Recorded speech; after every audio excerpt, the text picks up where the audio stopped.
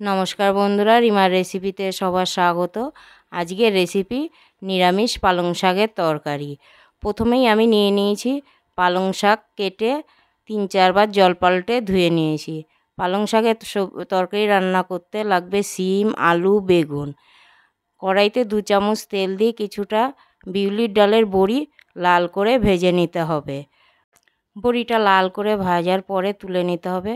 ওই তেলেই একটা তেজপাতা, শুকনো লঙ্কা, 5 ফোড়ন দিয়ে একটু নাড়াচাড়া করার পরে দিয়ে দিতে হবে আলুটা কিছুক্ষণ নাড়াচাড়া করার পরে দিয়ে দেবো বেগুন, শিম, 2-3টে কাঁচা লঙ্কা। ঝাল আপনাদের স্বাদ বুঝে দেবেন। এবার ছোটো চামচের 1 চামচ হলুদ আর স্বাদ মতো নুন দিয়ে কিছুক্ষণ নাড়াচাড়া করে ভেজে নিতে হবে।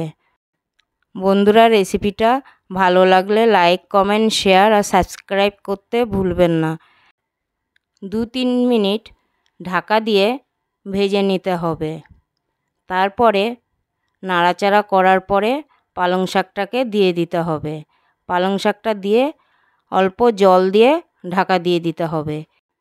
আমি পালং শাকের তরকারিতে পেঁয়াজ রসুন ব্যবহার করছি না, আপনারা চাইলে পেঁয়াজ রসুন দিয়েও করতে পারেন।